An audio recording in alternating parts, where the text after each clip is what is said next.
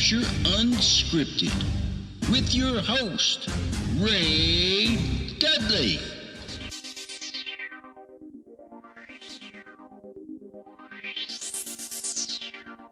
First of all, let me say thank you to both of you for doing this, because I'm absolutely fascinated by what this entailed. And not that I've done it. And I don't know really, I still know nothing about it, thank God. Okay. But I have talked to Katie Collins, and I talked to Will and Lacey. I've talked to Lacey and Waylon, and the guy who went before you, Katie. Chris Avery? Yes, Chris Avery. Yeah. And tomorrow night, I'm speaking with an audience member who saw it 4 times. Oh, I think I know who that audience member might be. Yeah? Kath, right? No, Kath. it's Kat? Peggy Ray. Peggy. Yeah. Do you know her? Peggy Ray Johnson? I've heard the name. Yeah. I've heard the name, but I don't know. So I'm open to talking to anyone else who's seen it multiple times, because I'm curious as to the audience psychology here of what they felt on the ride. I wish we could have done a talk back. Like, I think it would have been awesome every Sunday to have done a talk back and had the other 2 actors from Friday and Saturday night come in and invite any other previous audience members back for a talk back. I was just like desperate for some feedback. So that could have worked, right? I mean, absolutely. I didn't know what we were getting into, so I didn't know to ask for it or suggest it. But yeah. So let's start there. I really want to go through and cover, if you don't mind, both of you. I want to know the whole story from the first time you were invited to what your mindset was until you got there that night, and then how it went that night, and then your afterthoughts about it. So Katie, why don't we start with you? When you were approached to do it, were you like hesitant at all initially, or were you like, nah, I'm in? Because it was a big thing. I mean, it was a big thing. I knew just enough about it that I didn't really know what it was. Also, I trusted Waylon, who approached me to do it, and I respect him, and I know he respects me. And I think I was kind of an insta yes. I mean, it has to be odd to have somebody approach you and say, I would like for you to be a part of this project. I cannot tell you what it's about. I cannot explain any set. I can't give you any direction. You show up that night. You know what it's about. And you just do. I mean, you must stand there and think, is this a joke? I mean, this can't be real, right? I mean, you aren't serious. Right. I think it was a joke when I was getting closer to it, that I'm like, okay, really, I know nothing. And especially when you had to start inviting and plugging and inviting your family and friends. I didn't know what I was recommending them to go see. I didn't know if they were going to laugh or cry or hate me or I didn't know what they were going to get. The invitations must have been crazy. Yep. So I that was a challenge for me, was plugging myself. And I also had a really hard time believing that enough people were going to come see me. Yeah. All right, we'll get to that in a second, the audience participation. Aaron, how about you? What was it like when you were asked? I was really excited. I was on the phone. I think they both called me at different points, but I think it was Lacey first that called me. And he asked me if I wanted to do a one-man show, a project, but he immediately told me, I think it was a while ago. This is like June of 2019. A long time ago. A long time ago. Right. But like, I won't know anything about it. It's a complete surprise until the moment that I walk on stage. I will not know a single thing, like pretty much a single thing about it. And that idea just fascinated me to know. And first of all, I didn't have to prepare anything. I love not preparing for things. I love just jumping into things. And this was a really exciting idea, because not only would I get to jump into it, but also once I was doing it, I wouldn't have to like sweat on my feet, like think of what to do on my feet, because there's a script that would be handed to me. So it's kind of like, in my mind, it was the best of both worlds. It was, I don't have to prepare, but I also don't have to like be 100% responsible for what I do, because there is a guide there. There's a script there. Yep. You know what I'm saying? Yeah. So that idea really. Go ahead. No, that's it. It fascinates me. I was thinking today almost the opposite of that, in that one of the great things about having, I don't know, weeks to rehearse is that becomes our safety net, right? We can take out all the variables, or at least as many as we can possibly think of that might happen, except maybe the light falling off or door not opening or something like that. But so that gives us a sense of security, and it's like, but what protection. It's like a bungee jump with a net underneath, right? Yeah, it's safety. There's no problem. But you're not jumping into the same ocean. Is the thing is, like, when you're rehearsing for a play, you're jumping into an ocean of people expecting you to know what you're going to do, to be on top of it, to have a good performance, Yeah. But this is like, nobody in the audience is expecting you to know what you're doing. Nobody, so it sort of evens out a little bit, because you don't know what's going to happen, but they don't either. So you're both jumping into it together in a way. Mm-hmm. From my perspective, I love cold readings. Like, I love doing cold readings. I think it's one of my favorite things to do, I guess. But I also think about all the plays that you've done, and you've done that first read through, and you walk away, and that is the most pure version you will ever hear that play or musical or whatever. It's the most pure, and you'll never relive that again. And I guess that's how I looked at this, that I've been a part of and witnessed some amazing first read throughs, because they're just so they're more organic than something that you've rehearsed the crap out of, Mm-hmm. a lot, or because you're going off the top of your head, and you're just saying the words, and it's just flowing. It doesn't get much cold reading than that. I mean, right. Than handing you the script as you're walking on stage. I mean, It's about as cold a reading as you're going to get. But the thing about the cold reading is, and I don't know if this happened to you afterwards, sometimes through that first table read or that first cold read through, you miss the right inflection or intention or, or idea even. Yeah. And you can make up for that later, because as you reread it, you're like, oh, I get it. And I'm going to get to that in a second. Yeah. So you get the script. No, you get the invitation. Yep. Obviously, it's most of the time it would have been closer to the date you were doing it, not a year away. But fast forward to like a week before you're going on.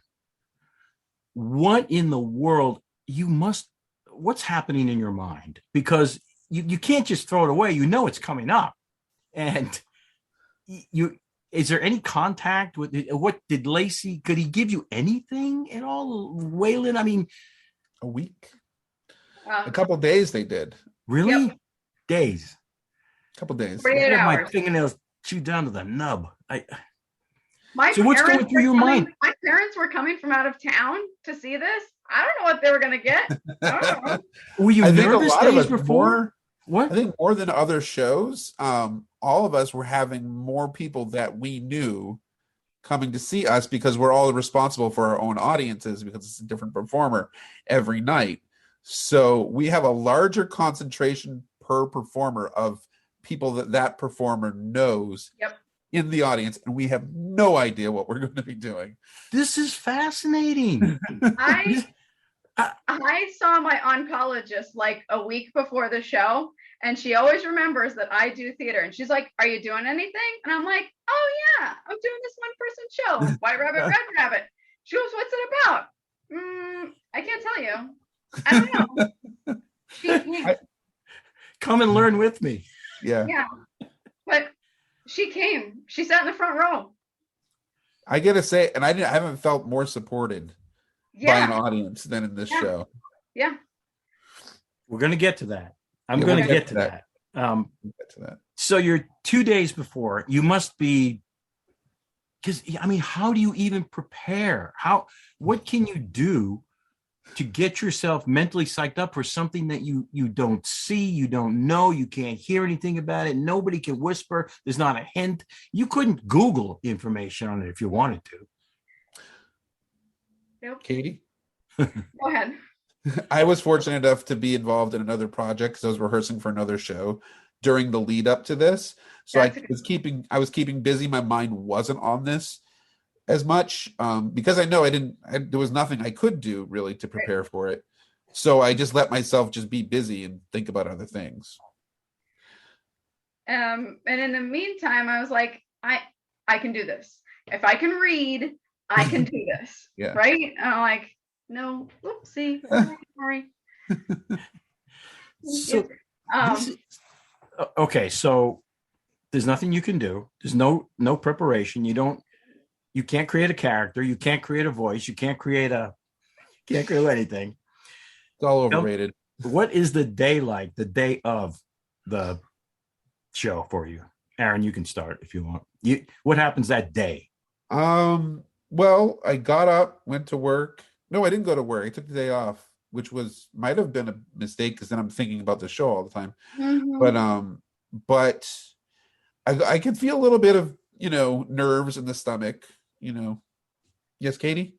Well, and remember, we're given this note from the playwright 48 hours before we do the show. And I remember reading that over and over and over again, because there's some bits in there that I remember just kind of poring over, obsessing about. And I was reading that note and I was filtering out the things that I had to physically prepare for beforehand, or like really things that I should be focused on before the show, or things that's just good to know, sort of separating those categories, because there was just like a list. It was kind of like a list of things. I don't want to give too much away, but there was a list of things that the notes wanted to communicate to us. And so I was, so really my only concern was, okay, what of that list do I have to act upon beforehand? And it was a very small percentage of that list it was mostly for our peace of mind, just to know, just to have in the back of our minds while we're performing. And to me, that it didn't calm me, but it didn't make me more nervous either. It just was like, okay, there's some information that I need to know. So it was a general note. I mean, I can't even imagine what he would have written to you without giving. Well, there was. I mean, I don't know how much we should be saying. If it's not good, I'm going to send this to Waylon first before I post it. Okay. Just in case. Okay, so I'll just say whatever. So Waylon and Lacey sent us a note, like an email, with certain things, and then they forwarded us a note from the author that required certain things. So it was basically like two notes, and it's just like a list of information that you needed to know. In what respect? Can you tell me even in what respect? Was it like just like a mental thing? Was it a posture thing? Well, there was a pace thing. There was mainly instructional. Okay. Yeah. I mean, I think one of them is just really how to say his name. Oh, right. How to pronounce the author's name. That's right. I mean, one of them, he just phonetically spelled it out for you, know. I think when you're going to say the words that he's writing, you want to know how to say them in certain parts. Good point. But very sort of, I want to say mundane, but very technical things like that. Yeah. Katie, the day of? The day of, I got a little nervous. I'll admit. Yeah, you were about to do a bungee jump without a safety net and actually without the bungee. Yeah, and that we'll just throw in at the last minute that the bungee may or may not be there. And everyone's going to be there watching you. Yes, as you splat. Yes. And also, for me, add the component of it's been like a year and a half, 2 years since we've been on stage with this post-COVID, situation. So I was like, do I remember how to do this? And I'm like, can I fill a room? Can my voice spread ever again? Right. Although you did do really good in the Laconia piece. I think you were in that Laconia piece. Yeah. Yep. You did well in that after the COVID. Thank you. Yeah. But yeah, it felt rusty for sure. So you show up, show night, or afternoon, maybe in your case. Yep. And you're waiting. You're backstage. Wait, you haven't seen the set. You don't know what any props are. You still haven't seen the script. You don't even really know who's in the audience. What's going through your mind backstage? Because the clock's ticking. 30 minutes, 20 minutes, 15-minute call, 10-minute call. What's happening? Well, backstage is when I was practicing some of the things on the list. Okay. So that was going through my mind. And also just checking texts and just, preoccupying myself like you're in a waiting room at a doctor's office or something, What? Okay, but there's a little more here's pressure the thing. here. Yes, we're bungee jumping without a cord, but but to me it was bungee into a jumping. doctor's office. Yeah. Right. But to me it was bungee jumping into a pool, into a really nice pool, because meaning the audience members were all people that I trusted and got along with. And support you. And support me, yeah. and knew what I was doing, knew what I was getting myself, knew that I didn't have any clue what I was doing. So it felt like I was, if the cord broke, it was fine. It wasn't like, it was almost like there was less stakes, Yeah. because there's been a lot of feedback from the show from people who've done it, saying that there's really no wrong way to do it. Or, I would say even there's no bad way to do it. I would say like there's really, really little room for doing it badly. Zero expectations. Zero expectations. Good point. So focusing on that aspect of it, keeping your mind on that part of it really helps. But going in that it's possible, since you haven't seen the script, you don't know what you're about to say. You don't know. You don't know the subject matter. You don't know. You don't know the pacing. You could stumble. You could have to maybe skip a paragraph and have to go. There's all these little things that could happen, and they could happen because you're about to be handed something you've never seen before. Right. But in my mind, I was saying, if I stumble, if I skip over something, if I make a mistake, what's the worst that could come out of that? Like, the audience is going to judge me. I can take a breath and I can go back, try to find what I skipped. Yep. It's not like, it was just fine. I was just like, I didn't see any bad that could come out of it in terms of my performance beforehand. I just said, well, if I make a mistake, make a mistake. Okay, so it's time. You are now literally almost ready to walk onto the set, which you've never seen. Correct. Somebody standing there with an envelope. Yeah. Are you about to have a heart attack? I mean, I know you're amongst friends, but come on. We're professionals here, and you still want to put your best foot forward. You don't want to look like a jerk, whether you've seen it or not. And they can be compassionate, but I've got some friends who can be pretty rough on me. Mm-hmm. So, but if those friends knew that you were, this is their first time you knew anything about this show as they were watching you, do you think they'd still be that rough? Well, yeah. Afterwards they would be. Yeah. Yeah, they would. Yeah. They would. Yeah.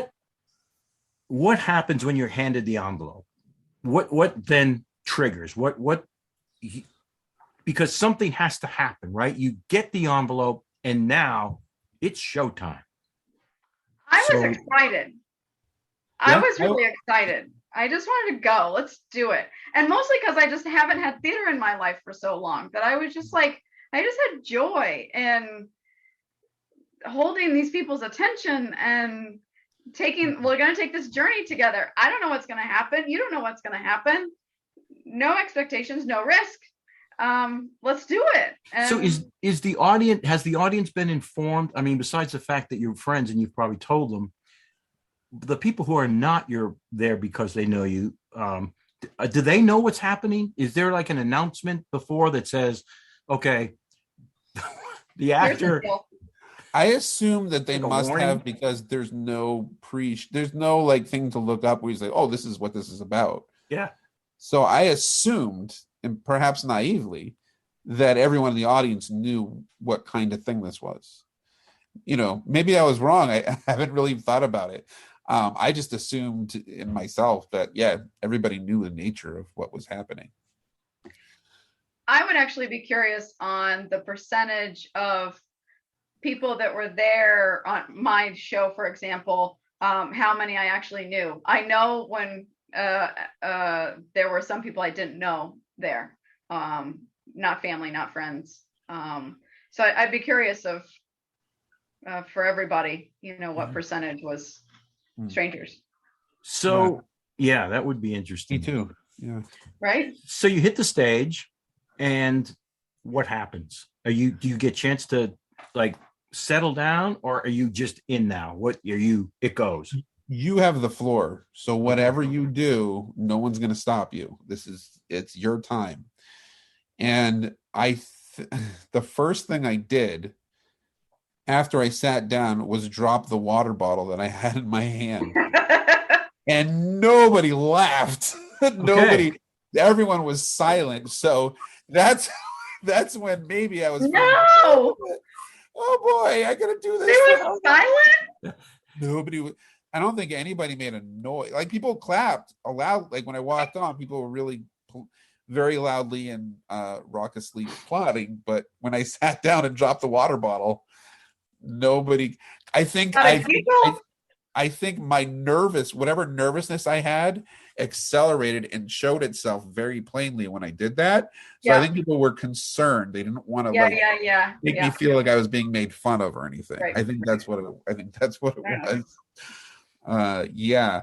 And and then when they handed me the script, it looks the same on both sides.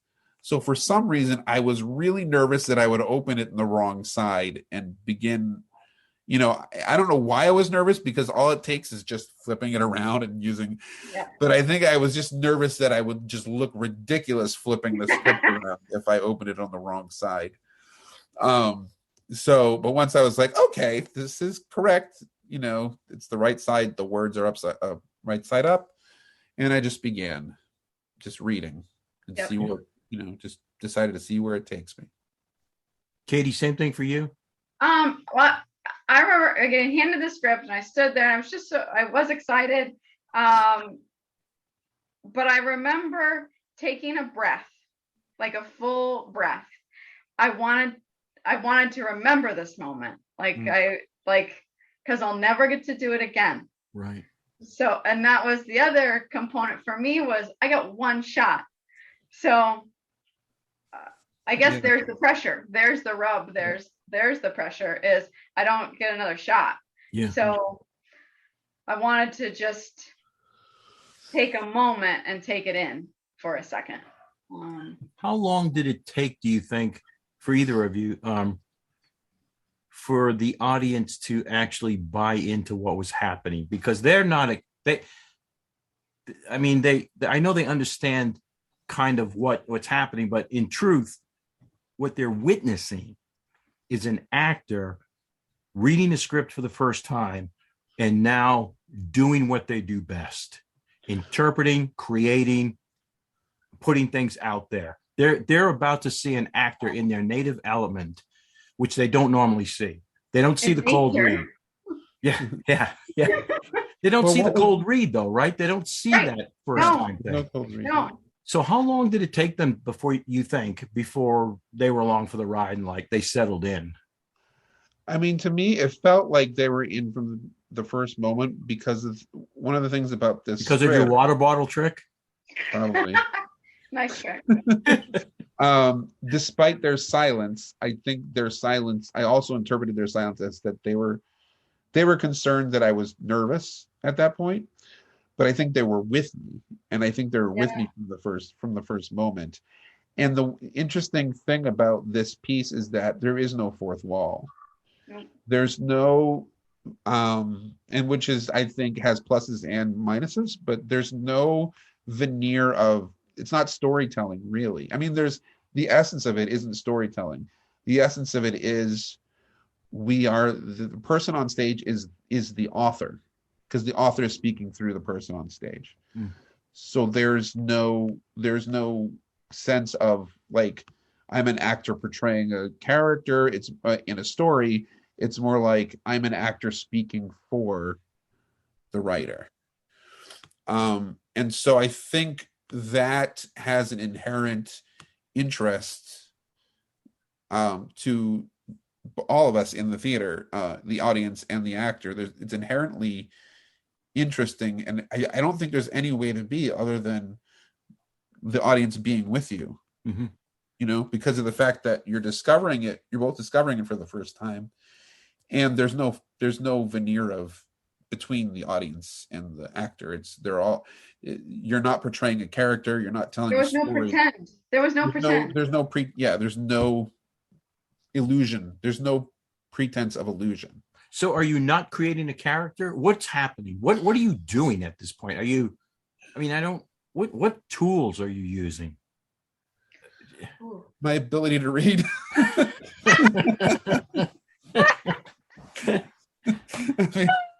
Yeah. Okay. But interpreting, you're interpreting on the fly. And I do think you were in some way telling a story. And this show, it wasn't about me. I was not the topic. I was the vehicle, Avatar? I guess. Yeah. And yeah, so yeah, it wasn't pretend, and I felt like the audience was along for the ride. I feel like they gave in pretty quickly to the ride, because they didn't know what they were going to get either. So yeah, and I think the script makes them capable. I mean, it they have to participate. Yes. Okay. I think in some parts physically. Yeah. Not just mentally. When I was talking with Katie Collins and Chris, one of the things that, how do I put this? As a professional, your job and what they're witnessing is you reading a word in a sentence that you are interpreting live and kind of scanning ahead with your peripheral vision, the paragraphs, so you have an understanding. And from that understanding, you are on the fly creating something that has to go out to the audience. You're fully aware that the audience is there and that there's going to be a reaction. They don't understand all this, but it's happening in an actor's mind. Yep. You are just cascaded with all of these little working points. Was there any time when that became overwhelming to you? I mean, was there any time that you're like, oh, geez, like this is just, deep. There are several times in the script where it drastically changes tone. And so there are points, like in the beginning, or I'll just say there are points where it's very energetic and it requires a lot of physical energy, a lot of interpretation of what the author is trying to say. And then there are sort of times where you're sitting down, or I was sitting down. Everyone does it differently, but I felt like I could just sit down and just speak, and just be like a presenter of what the author has to say at this point, because the tone changed very drastically.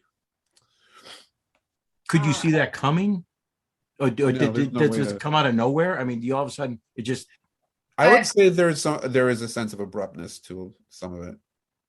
I remember vividly in many points of getting caught off guard of like, oh, that's where we're going, and oh, that's a sudden turn. There's very playful moments and it's fun, and then it suddenly takes a turn. And I remember pausing at some times and, oh, this is where we're going. And you saw where it circled round, where the circle completed itself. Right. And but you could take that moment, there was no gun to your head, or you got to pick up your pace or anything. You could take the moment. Did you feel in control like that throughout the whole show? Or were you so caught up with adrenaline that you just, because some of us can just go too fast. Mm-hmm. So the fact that you said that you could stop like that, did you feel comfortable enough to like, I have to take this point, or I'm just in full control here and I'll do this? There were parts of the script where I just interpreted it as, okay, this is going to let me take a breath. This is going to let me calm down. This is going to let me not like let go of some of that buildup. And I don't know how it was for other people, but there were certainly moments in the script where I just said, okay, I can take a breath here. This feels like a good spot to take a breath. Katie, you had mentioned that you were able to do that. I'm fascinated by the fact you said I had control. I think that's what you said. Or I did it. Because for some unknown reason, I just had this feeling that the momentum of the plays is carrying you through, and if you're not careful, you'll glide past these, or you'll rush past these moments when you could have taken control and just said, hang on, folks, especially if they're your friends, that you got to digest here a little bit. Well, and I know there were moments like I went, oh, and I think collectively the audience went, oh, when they realized the turn that had happened or was going to happen and where something was headed. And there was definitely momentum to it, but I didn't feel like it was out of control. Right. In retrospect, though, we actually did get to take the script home, and I finally sat down and reread it, and there was stuff that like I don't remember. I have that now, Katie, without a script. So yeah. I don't know, Aaron, have you read it since? No. And I just because I haven't read it yet since. But I can talk about that more as this discussion goes on, because there's other factors that went into that of not reading again that we haven't really talked about yet. Yeah. So I can save those reasons for later on. What do you think was the highlight of each of your performances? I think for me, it was one of the activities that the script had me do. Okay. Which I had kind of practiced on for the couple days beforehand, and I think I got it really, really, really done well. And the audience responded really well to it. So I think that was my favorite part of the. Interesting. So you got instant feedback from the audience of what had happened there. Katie, what about you? I don't know. For me, I think it was just the joy of being back on stage and just being able to do this really unique thing, and that I had this opportunity. So I think that was really just one of the best parts, was just being able to do this. Did you feel proud you got through it? Is that a correct question? Yeah. Yes. Because it had to be challenging. Come on, I mean it. Of course. I would have had a heart attack just from the adrenaline rush. I would. You would have turned all shades of red. I would. I do right now. So that's your T-shirt, right? Yeah. But I had my husband Brian. He's like, "You can do this. Whatever. You can do this." Well, he can say that because he's not going on. Yeah. He's like, "This is your element. You love this." And he's right. I do. And it is my element. It is our element. What was the most challenging thing for you in the production? Did something happen? Did you discover something? Was there something that you ended up questioning or pausing over, or wondering whether or not you could say it or do it, or was there something like that? Was there a challenge for each of you in this? There was a challenge, but not for me. I think uniquely within, because we had a Zoom call with the whole cast, or most of the cast, yesterday, and we all got to sort of talk about our experiences. So I can probably say, if not uniquely for me, then it definitely seems unique for me, where there was a point in the script where I stopped worrying about my performance and started worrying about reassuring everyone that it was going to be okay. So there was an actual shift of caring about what it looked like to caring about how people felt. Interesting. Because of there's like several factors. And I've been remember how we were going to have an interview earlier? Yeah. But I wanted it to delay it because I decided that I wasn't really going to say anything about the script. And part of the reason for that is that I had to figure out what it is I wanted to say, how to say it without revealing too much. And there was a moment in the script that stayed with me for the entire rest of the play, where it was a combination of the subject matter, the fact that the subject matter was a surprise, the sort of lack of fourth wall, some of the instructions that were given to us beforehand, and some past personal experiences of mine.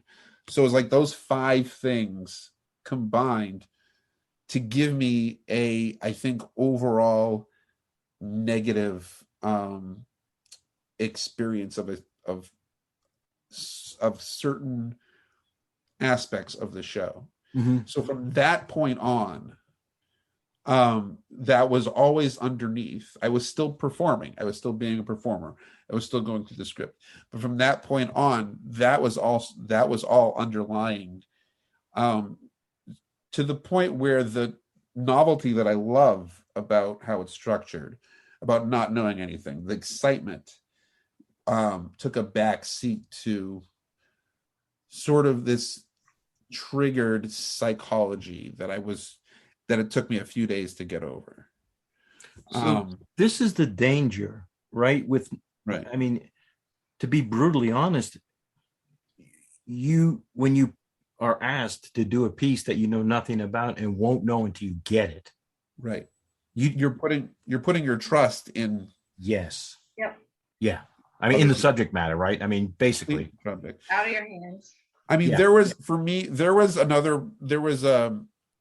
at least another player, it might have been a couple players, where the subject matter and the fact that subject matter was a surprise made it really difficult for them to deal with and to get through. They did, but it made it super difficult for them to get through.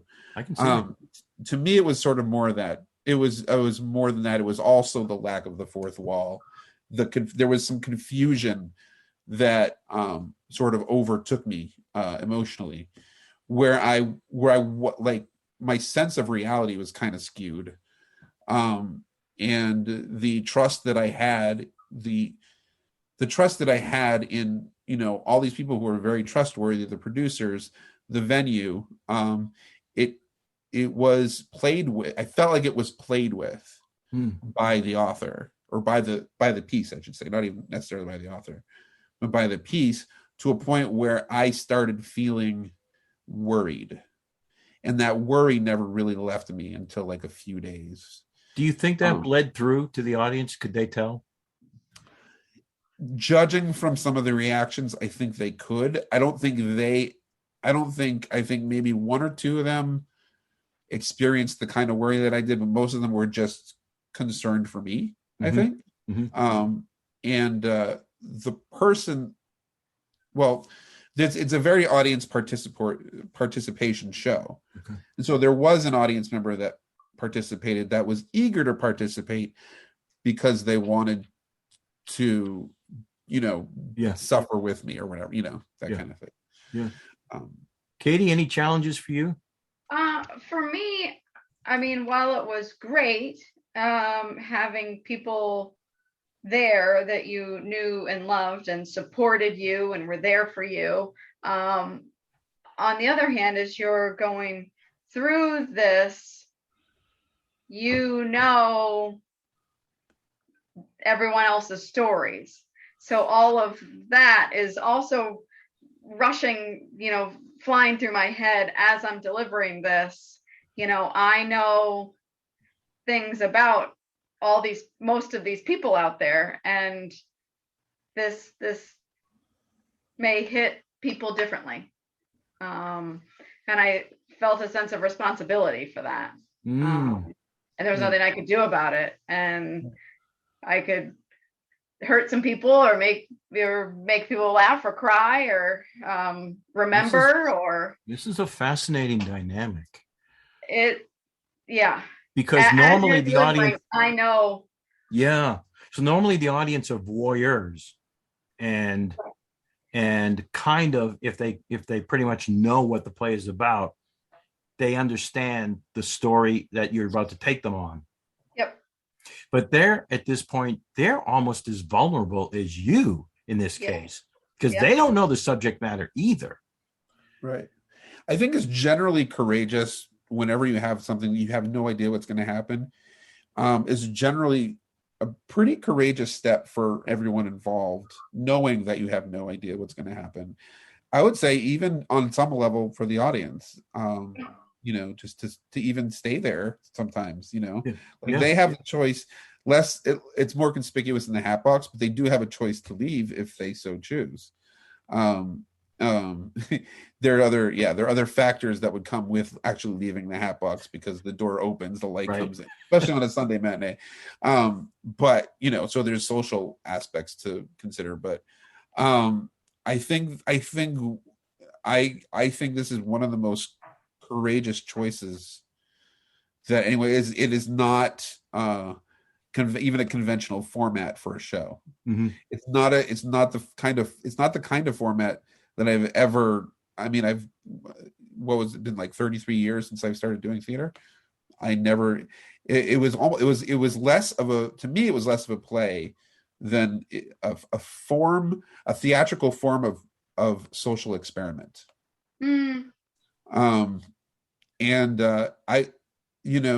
theatrical part I was well trained in, but the other part, the social experiment, it just came at me like out of the blue. Yeah. I could see where this could go so wrong. I mean, thankfully, I don't think it ever has that I know of. But the part of you don't know anything about past productions because there's so much secrecy. Yeah. Well, I mean, I didn't see anything bad out there that anybody's ever said, but I could see where, since you're trusting in something you've never read and have no idea, if you came along part of it and it said, now you need to disrobe. Well, look, all these people who are your friends suddenly have a very different relationship. So, I mean, you're walking a tightrope there, right? You are fully trusting. You don't know anything about it. And since nobody's talking about it. Well, that's a great analogy, because the script did not ask anyone to disrobe. Thankfully, it asked other things, but since this is so, like, I can't reveal anything about the show. Yeah, I will pretend that the script asked me to disrobe just to talk about certain things analogously. Oh yeah, okay.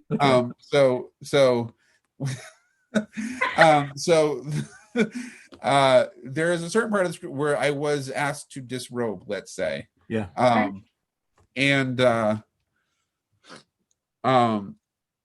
You're faced with nobody's going to force you to do anything in the show. Okay. It's a piece of paper that you're reading in front of an audience. No one's saying you must. I mean, there's an expectation that you're going to follow the script. You're going to do the instructions that the script gives you. But if I don't want to disrobe in front of anybody, the bottom line is I don't have to do what the script tells me to do, even if it tells me to disrobe. And that does not go against the rules? It might go against the rules. Oh, but okay.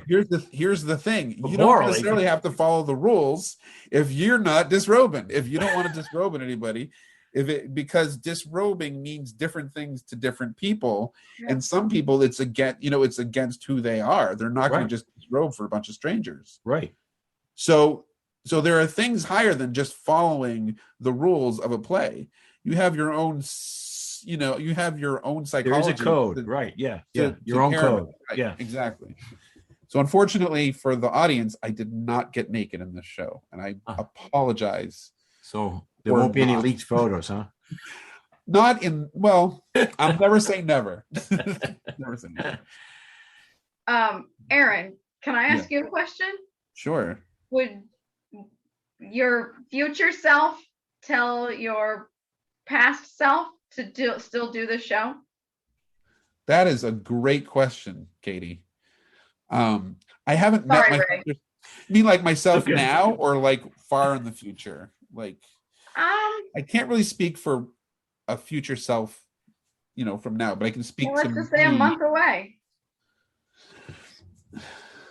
I would say, unfortunately, I would say no. Really? In this particular instance, yeah. All right. I love the idea of the show. I love that whole everything that's known about the show. Yep. I love that concept. For this particular show, the way it's written, the way things kind of worked out, Absolutely. I would say no. I would say no. Yeah. Fair enough. So, Katie, what about you? Yeah, what about you? What would your future self say? I think I'd still do it. Yeah. I think I'd still do it. So you had a totally different experience, I'm guessing. I mean, it has to be for everybody anyway, but I did, and there was some tough spots for me. Maybe nothing as halting as maybe Aaron experienced. But yeah, there were moments that took my breath away, for sure. What was your greatest tool in this that helped you through it? Was it, Aaron, I know you do improv, and Katie, you've done directing and you've done performing. But when you're up there, and this is a very strange piece, what do you think was your strength to perform this? No, I think it was just the years of experience with reading scripts. So your improv, you don't think was a major strength here? My ability to improvise, yes. I don't know how much doing improv was. I think what doing improv really helped me do was become accustomed to not knowing what I'm going to do before I go on stage. Yeah. So that really helped that way, because it's not something new for me to not know what I'm going to do before I go on stage. And so in that sense, yeah, I think improv helped. I think, but I think also, the years of theater experience and doing cold readings, just also got me through. I think, it's a combination, I guess, of both those experience. Yeah. Katie? I think one of my favorite notes or basic notes, either as a director or actor, is just tell the story. And when you just boil everything else down, then just trust the script in a way, and just tell the story. And I think Nassim had something to say, and as risky as it was, or pushing boundaries as he did, it was just just telling the story. When you were finished, do you think the audience was appreciative of what had happened, or what do you think their gut feeling was at the end of your performance? Because they weren't just watching a show anymore. Right. They're involved along with it too. Yeah. I don't know if I had a gut feeling. A lot of them went out of their way to compliment my performance, which was nice. Yep. I didn't really get a gut feeling though, outside of just the expressions that people expressed. A lot of like, we couldn't have done that, or how did why did you do, we couldn't have done anything like that. was Were a they impacted? Yeah. Were they impacted by the script or the story or your performance? I think one person was obviously negatively impacted, Oh, that's because he expressed that. But it's hard to tell. I mean, other than the positive comments, it's really hard to tell if people were impacted, like if there's something in them changed, like something, Mhm. I think that would have to. I never really asked anybody that question. Well, you didn't see anybody like afterwards just sitting there like dumbfounded or just staring off into space wondering what the hell just happened. Not that I noticed. No. Not in this venue. Like you couldn't get That's away true. with it. Well, everyone's waiting outside because of COVID. Oh, So right. everyone's like waiting outside after the show instead of hanging around the theater. So by the time, so when I went outside to say hi to everybody, I just noticed the people that I was saying hi to and talking. I didn't really have a general feel of any feeling of people. Okay. I actually had a friend of mine come to the show who this was their first show they've ever been to. Like, oh wow, like their whole of life. yours. Yeah. Okay. Came to this. Wow. And I'm like, they've never been to a theater production. And this was what they came to. And they thought it was amazing and they loved it. Good. And, Yeah. and I'm like, but this isn't normal, That's not how it works.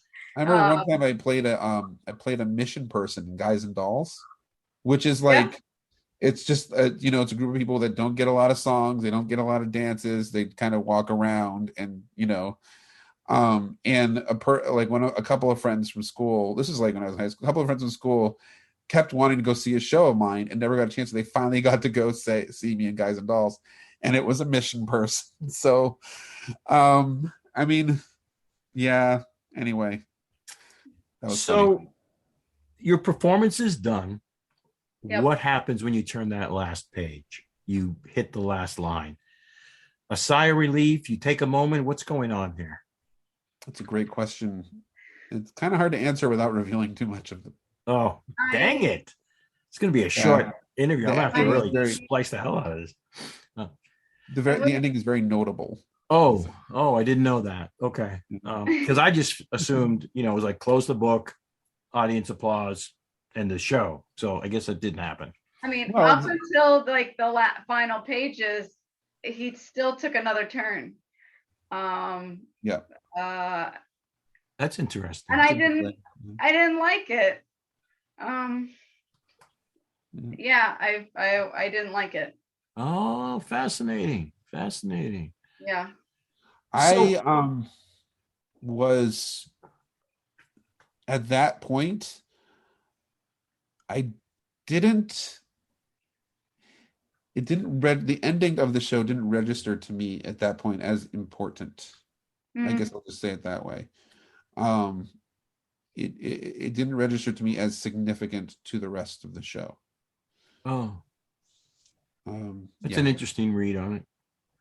The aftermath of your performance. You go back now, I'm assuming, and you have a chance to actually take a really deep breath and think about the last 70 minutes. Were you relieved, proud, still full of anxiety? What's happening at that point? Because you're never going to do it again. You only had the one shot. Right. Were you happy at that time with what you had done? Were you like, okay, I captured that. I did that. I knew I spent a lot of time trying to just remember what happened. I remember starting it saying I need to remember this, but going through it as you're delivering and interpreting, there's only so much that soaks in that you can recall. And I just spent a lot of time trying to recall it and what just happened. And it started here and ended here. And there was this mess in between. I get that. I can see that happening. I really can.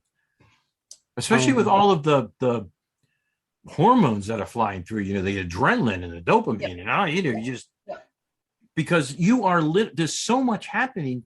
I don't know if the audience really appreciates, unless they're an actor or a performer, maybe, what's going on in this 70 minutes that you were doing. There is a lot going on. A lot. I mean, I said this to Kay. I said to you, kudos. My hat is off to you guys. I know what is taking place in the mind of an actor who has been handed something that they now have to create from nothing in front of a live audience, never having seen it before. That's an almost untenable action. And the subject is gritty. It's not all fluffy. It makes you think. It makes you scratch your head. It makes you question yourself and others and reality. And it's a thinker. I have to say, if I'm going to be completely honest, that at the end of the play, I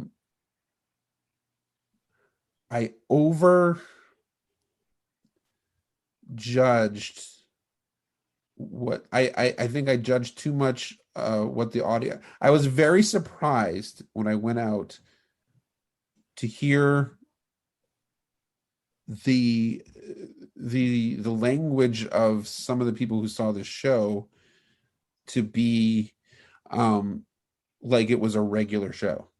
Like they thought, good, you did a great. The language there is that you did a great job. We really liked your performance. I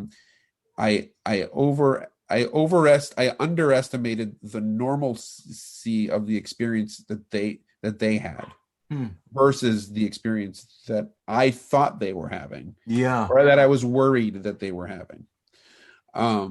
So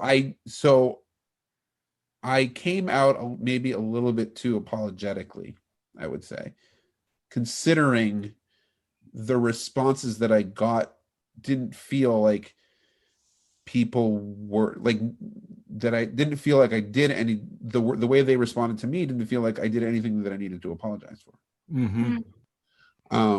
So over the next few days, I really had to let that sink in, and I really had to listen to responses, and people wrote me long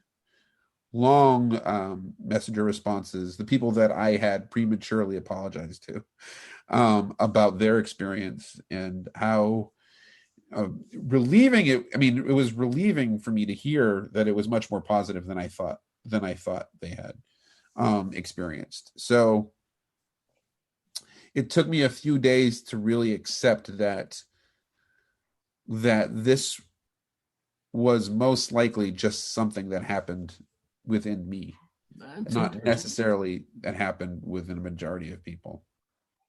I think there was definitely one person who I think maybe was so concerned about me that it affected him. And we have yet to have a heart-to-heart, but we see each other a lot. And we've both been very busy, so it's nothing. And we've actually had really fun conversations about other things. So there's no real there's really no darkness between us. We just need to go over that experience together, and we have yet to do that. So yeah, I think it just took a few days for me to realize how individual my experience was, rather than and not as universal as I might have originally felt like it was. Yeah, it's very, very interesting. Where does this rank in your achievements, either of you? Where is this the highlight of your life? I mean, is this something that really you're so glad you did it? You can never do it again. We know that. Are you really glad you did it, or are you like, I wish I hadn't have, or it's okay, it wasn't great? I mean, where does this sit on the spectrum? That's a great question. Even though I thought of it as a negative experience, I think I grew out of it. I think there's definitely something that helped, that changed within me because of it. which I think happens a lot. Like, you know, life giving you lemons, give you, you know, lemonade, that whole thing. So I, and you know, in some ways I regret it, in other ways I don't. In other ways I'm like, okay, if that didn't happen, then maybe I wouldn't have, you know, changed the way I think I definitely felt an incremental change within me for the positive after doing this. So it's kind of half and half. Why did it change you in the positive? What was going on? I mean, you don't have to be specific. No, I think it helped me. I'm not generally an assertive person. I don't think I'm not generally someone who will um say 100% what's on my mind, or like if I feel like it's going to affect, if it might have a negative effect on people, which Why are is, you you not know, afraid to be a bully? I'm not afraid to be a bully. That's right. You know me. No, but I think it just helped me to realize that there are some times where you do need to speak. It's there were speaking is actually the more compassionate thing to do than not speaking. Hmm. Because I think there's lots that are hidden in the world. There's lots of things that people go through that you will never know. But then if you go out there on the limb and say something that's inside you, then it might awaken that thing in someone else who hadn't had the courage or the will to say it, you know. So I think I've learned the value of saying what honestly might need to be said. I learned the value of doing that within uncertainty. Because there's never going to be a guarantee that when you speak the truth, that anybody's going to help anybody's going to listen. There's never that guarantee. Right. And you know, people are going to judge you. There's never a guarantee that it's going to help something or someone, but it's still important to say it in certain cases. And you know, it's the beginning of the struggle to find the right way to say something and to find the right venue to say it in. Wow. I think in that way it's helped me. Thank you. Katie, what about you? Where's this lie on your spectrum? I think it's pretty high up there. Obviously a once in a lifetime opportunity to do, of course. I just the playwright was I believe he was trying to cover a lot of territory in 70 minutes. And some of what he was trying to say, I think I admire. Some of it was harder to swallow than others. But it changed me socially, and how we're taught to behave, I suppose, and that it doesn't always have to be that way. And you I know we're dancing around landmines here. I know. Yeah, sorry. It's okay. I get it.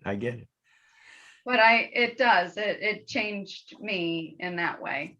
And so in part of his message, I do appreciate. Or do either of you think that this is something that certain people should not do? Is this a bad vehicle for certain people? Well, I think I'm worried that there are people out there like me who will have a negative reaction to doing it. And that is, you know, a lot of the problem is the secrecy, because like, you know, normally if you do a play, you get to read it beforehand, you know what you're getting into. The downside of the secrecy is that there may be people like me who do have a negative experience and maybe aren't able to lift themselves out of it or lift out of it. So to be honest, I do worry about that, which is part of the reason I'm doing this podcast. Oh, good. Well, because you just don't know who might. Right. And the problem is, like, if you're going to perform in it, you have no idea what is in it, but the producers have read it. The producers do read it. So the producers can know their actors enough, maybe try to know their actors enough to determine if, you know, this might be something that they, you know, that might have a negative impact on them, you know. Mm-hmm. Is this a moral issue? I would think so, to me. Okay. Yeah. Okay. We don't have to get into it, but I never it really seems thought, like yeah, it would be, because I can see where one person could write something that you morally don't agree with, but you're about to say it or perform, or I don't know, whatever the heck it would be. But I could see Right. where you could struggle with that, you know. Yeah, well, it's not. I mean, again, there's other elements to. It's not just what they wrote in terms of what you have to say and perform, but also the instruction. There's like instructions around that, which also factor into it, and that combined with people who have certain experiences, you know, might not be a good mixture. Mm. I think there's a certain.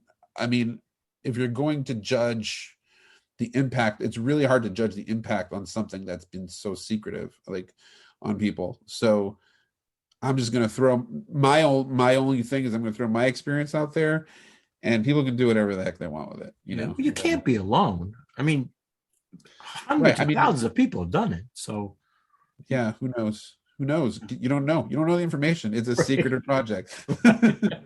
You know, this is Area 51 or whatever the heck it is. This is right?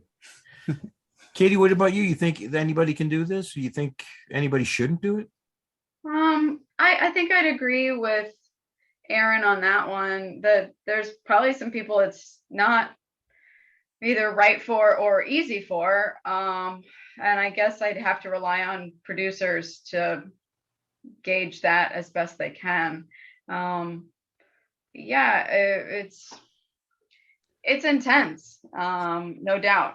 And the longer you live, the more life experience you have, and the more triggers and muck that it's gonna touch on. Does the years of acting experience make a difference? Does that come into play at all? I mean, can a brand new actor be able to take it on as well as maybe someone who's been performing for 30 years? In my mind, I don't. I think it. I don't know. That's a great question. That is a great question. I think it requires a little bit of seasoning. I don't know that I'd throw someone out there for their first attempt at showbiz on this one, but Well, yeah, because I think in part of I would agree with Katie on that, mainly because your first time at anything really leaves the biggest impression on you, or a yeah, big impression on you about the whole life of that thing. So like the first play that I did was so fun that you know, doing every other play, it kind of gave me this message that doing plays is fun and doing plays is, you know, enjoyable. So I think doing this, I wouldn't recommend this as a first time performance thing. I agree with Katie, but in terms of experience, it's really hard to judge because there really is no, like, if you go see a regular play, everyone has their sort of standard of like whether that was a good performance or a bad performance. But with this play, there really is no such thing as a good performance or a bad performance as long as you're reading the whole play and doing what you think you should be doing. That's, I don't know, I wouldn't know how to judge that as an audience member, or as a, you know, it's because you're seeing the person. You're not seeing, it's not like you're seeing someone playing a character and, you know, within a narrative where there's a wall between, where an invisible wall between you. You're seeing the person doing it. Could this be done at a high school level? It could be. I don't see why not. They wouldn't have any problem. Kids? Not with the acting. I mean, my problems weren't with the acting. It was with other things. It was other elements in the play. Yeah. So, it's not like it's an adult thing. I mean, well, that's another tough question. It's okay. You don't have to step on that landmine. That's right. There's no stripping involved. But there is some tough subject matter, which I don't know if necessary. Yeah. I don't know. Katie, what are you slipping in there with? No, I mean, I'm not a parent or anything. I don't know. Would you want a high schooler doing it? This is bad like, for radio. Going back to like my high school theater teacher, I think she'd expose us to it. She was pretty progressive, and I I think so. And one of our other performers who did this was a theater teacher, and some of her students came to see it, so Like, I definitely don't believe in a big part of me does not believe in hiding things from right. It says the man who took a script he had never seen and walks onto a stage to do it. That's not what I mean. But Yeah. that's not what I mean. But like, I think kids are a lot smarter than adults generally think they are. Yeah, that's true. And so censorship is the word I was trying to think of, not hiding, but I'm not a big censorship person. Because I think if someone wants to learn about something, and they don't have permission, they're going to probably find some other way if they really want to learn about it. And then that just makes it worse because now you're not there to guide them. Mm-hmm. So I think about that a lot, but to me with this particular play, it wasn't so much the subject matter as the combination of things, the instructions and the way that things are played out and the circumstances. I think I wouldn't know really. I think it would be up to each producer who knows the script to decide. Okay. Both of you were in the final weekend. So after you were done, did you, besides your Zoom call yesterday, did you have chance to talk to other people who had done it the previous weekends to kind of match up how they felt, how they did? Did you have things in common? Did you go over that at all? Did you find that you did the same things, or you said, "Oh, dang, no, I didn't do that. Why did I think of that?" I think a few times, right? Because we did, like we said, we had a Zoom call with everybody yesterday. Well, and Aaron and I got together and had a moment to chat, and I've met with Wayland a bit and got to chat about our experience.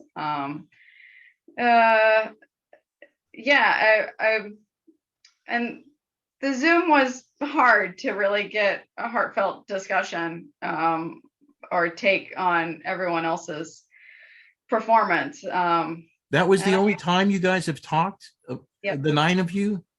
Yep. It's so hard to get people's schedules. Or like cats. Oh, man.